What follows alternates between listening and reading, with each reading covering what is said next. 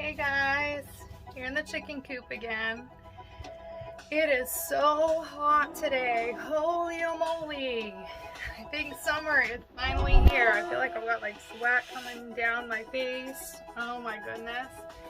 And I'm excited. I love summer. I really don't love winter. I don't ever expect to live in one of the hotter places. I don't like snakes. I don't know. And if I don't have snow, then I miss it. But definitely I love the heat. I really do like summer. And beginning of the week, I was like freezing cold.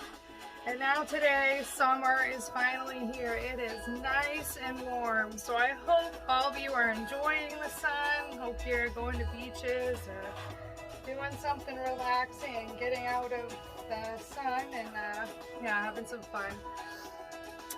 So anyways, yeah, I'm gonna turn the... I have gotten a cantaloupe and a watermelon from the grocery store today, and trying to do an experiment to see how long before these guys will peck into both of them. They have been pecking at them, but not real often.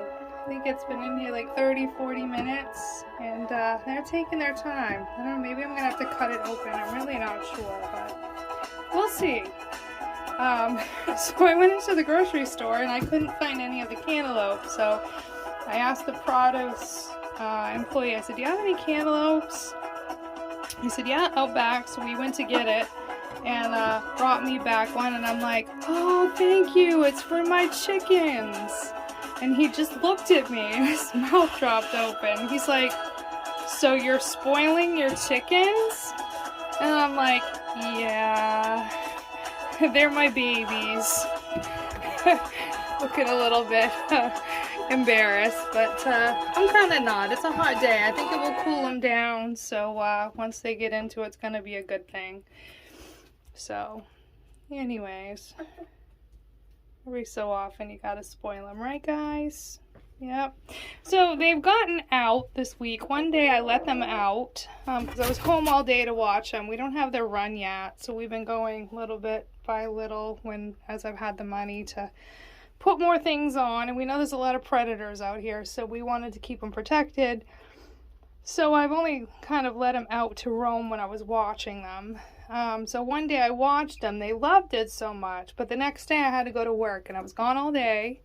So I fed them, gave them water, you know, thought I locked the door, came back after the day of work to see all 12 of my chickens out on my front lawn just looking at me, and the coop door is like wide open. And I'm like, what are you guys doing? How did you get out here? They're just looking at me like, bark. And I'm like, yeah. Evidently they'd figured out how to jiggle the hinge or the lock on the door and they got out. But smart chickens, I'll tell ya. They're also very strong-willed. And you go to try to shoo them in or pick them up and they're going to run the other way. They know what freedom is, and they don't want to come back in here unless they have to. But anyways, and two of them I thought I had lost that day that they were all out. And I was panicking. I thought a predator had got two of them. So I called my dad and I'm like, oh, there's two chickens gone. I don't know what to do. And he goes, oh, don't worry, they'll come back when it's dark. And I was like, well, what if they don't though? And he goes, no, they will. He seemed pretty confident. So sure enough, it started getting dark and back they come running, two of them with a tomcat on their heels. And I'm like, yep, there you go, making friends with the enemy, learning the hard way. So I was able to scoop them up and put them back in the coop, and so I do have all 12 of them so far. Phew. Anyways, so this week, kind of been stretching myself. It's been a better week, and I actually rototilled my garden myself, which was quite an impressive feat. Yeah, speaking of looking at my feet. Anyways, I don't know how to run a rototiller. And my husband and I had dug up a garden 2 years ago, and we'd been gardening, and I didn't want things to go backwards, and there was like grass all through that garden patch and getting overrun. And So I just determined I was going to do it myself. So I went out there and looked at it and realized I didn't know anything about how to run it. So I called my dad, and he's like, yeah, well, there's a lever by the gas line. And I was like, where's the gas line? And he's trying to describe it to me, and I'm still not getting it. So he gives it to my brother, and my brother was able to describe it. He was patient enough that helped me to figure that out. And at one point I got it to go forward, so I'm like digging the rows forward, and I don't know how to pull reverse, and the thing is running, and I'm still on the phone with my brother, and I'm going, these farm tools, they just don't work with me. What was I thinking? I'm being like overly dramatic. I'm scared because it's going to the edge of the garden patch, and it's gonna go on their lawn. And he's like, just turn it and go forward. Just do the whole thing going forward. It's okay. So once he told me that, I just continued doing that, and I plowed the whole thing in forward. But hey, I did it. So, you know, who's to say we can't do those things that are hard for us, right? Was eventful, but anyhow, yep, I don't know, doesn't seem like they're plucking at that at all, guys. Wow, maybe I don't know what to do, huh? Not sure. I think I have very laid back chickens, but oh well. So anyways, last week I forgot to say one of the chickens' names. It was Brownie. So that's the one I forgot. That's one of my dark ones. One of the Easter eggers. So once again, their names are Ella, Bella, Stella, Nutella, Lucky, Goldie, St. Patty, Cuddles, Nostalgia, Coco, Georgia, and Brownie. Is that 12? Yep, I think so. So anyways, they're a lot of fun. One of them did sit in a rocking chair with me earlier, but was there probably 5 seconds, so I was hoping they would sit there longer. They also do like music when I play it in here. When I started, I had some music going, and I found out they do not like bossa nova music, at least my chickens. So you know how the chicken dance is like in the bossa nova, and I was looking online and it said, oh, chickens like bossa nova, but mine apparently don't. They do like country music. So I've like played country, and they were like moving around to it and perking their heads up, and I'm like, oh, you guys like country music. So I guess I have country chickens. Yep. Well, before I sign off, I wanted to share some notes and some things that the Lord has been impressing on me lately. I know that the Lord is good. They're actually eating watermelon now. There we go, guys.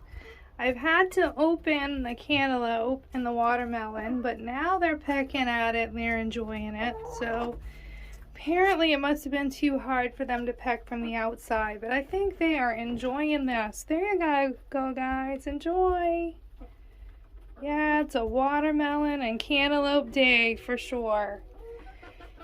Well, anyways, we got cut off a few minutes ago, but I wanted to share my thoughts from Ephesians. So anyways, I was talking about the word rejoice and how that I've always thought that that meant be like excited or like, you know, flamboyantly, like just happy, you know, like just like all the time. And it actually doesn't mean that. That verse up, it actually means to rejoice in or to take joy in. And when you read how the verse says, it says rejoice in the Lord always, and then it says, and again I say rejoice. It says it 2 times, and that tells you that if something's repeated twice, then it must have been something that was important, you know, must have been something that we needed to pay attention to. But anyways, in my digging and looking up words, rejoice means to like take delight in or to take joy in. Get excited about it. And where it's put, rejoice in the Lord. what it means is to take joy in the Lord, or cheer your heart up with thinking about the Lord, or with thinking about the things that He's done, or thinking that He loves you, and that just changes the whole meaning for me. It's like, oh, so there we have the key right there before the next part. So the next part of the verse says, don't be anxious for anything, but in everything by prayer and petitions, let your requests be known unto God. So it says to not be anxious for anything. And you could go on to read that verse and think, now, did God write this for this time that we're in? Because we live in a time when there is like so much anxiety, so much depression, so many worries on us, so much pressure here in the United States on most people and in the world, that you think, was this written for today? Did God really know what was going to happen today? I mean, we live in a time when gas is over $5. $1,000 of oil only puts in like not even quite 200 gallons in your heating tank to heat your house up. Groceries have doubled. There's war in Ukraine and between Ukraine and Russia that's made supplies hard to get to us. We still have COVID. We still have loved ones dying. All these kinds of things, and it's like, are you kidding? Don't worry or be anxious for anything. So that's what that verse says. It says, don't be anxious, but take your requests to the Lord. And what I have to say is that God absolutely meant that verse for our time in history. When we read the Bible, we know that God is already ahead of our future. He's already been there. He already knows what's going to happen. And He knows how to take care of it. And so whatever He writes in the Word is for all of time. So He did mean that for us today. So the first part of that verse says to cheer ourselves up in the Lord, And then it goes on to say, don't be anxious, but bring your requests and your petitions and your prayers to the Lord. So I looked up the word petition, and that surprised me too. So a petition is a formal request that you write to someone who's an authority in the subject that you're dealing with. And that hit me smack in the face. It was like, oh my goodness, who is the authority about all this stuff that's happening to us today? And it's God. I mean, when all this stuff is going crazy and all these things are there, and if we focused on it, oh my word, we would be on nerve medicine for the rest of our lives. And I am not saying that people shouldn't be on that, but I mean, we could be just so filled with fear and anxiety that nothing would touch it. And if we just focused on it, and I've been there. I mean, I know there was one day that I'm like, Lord, how am I going to make it through the winter? You took my husband at a time when all this is happening, and when I thought about that, just that thought and thinking ahead to the future, it was like, I was just filled with instant anxiety. Like, it just got overwhelming. I felt like these waves were just flowing over me, and I just felt like, I can't do it. I just can't do it. And I know that in myself I can't. And it was like the Lord just said to me, Stephanie, your husband was not your provider. And I was just like, wow. Well, I felt like he was. But God was like, I am your provider. I provided for you through your husband. I used him. But he was not your provider. I was. And I will continue to be. And I will take care of you. And it was just like, how how much better I felt. And from that point on, it was like a revelation. I was like, okay, I can focus on one day at a time, one day at a time, and I can handle it, and I'm not going to be filled with anxiety. And it's like, and I can tell you that God has been faithful. God has been. I have seen his fingerprints every day in my life. And one of the things that my niece Sophia told me when she called me one day was, she said, Auntie, I've been praying that you would see God's fingerprints in your life every day. And that just assured me, because she called me at like 7 o'clock. And that was a time that I normally was getting out of work at 6:45, and my normal routine was to call my husband. And I couldn't call him. He was gone. And this one day I was just crying and crying and crying, and she was on the phone and had called me, or on Facebook, and actually contacted me and wanted to talk to me. And it was like the Lord showed me that, look, I put you on someone's heart at the same time that I know that you usually call your husband. And you know what? They were praying for you, and they were thinking of you. And she told me, she said, I've been praying that you would see God's fingerprints in your life every day. And I've been looking for that. I'm like, you know what? I can deal with looking for that every day. And I have seen that. And what I want to say to you is, I pray that all of you see the fingerprints of God in your life every day as well. That no matter what you're going through, and a lot of you are going through unreal things, just like me.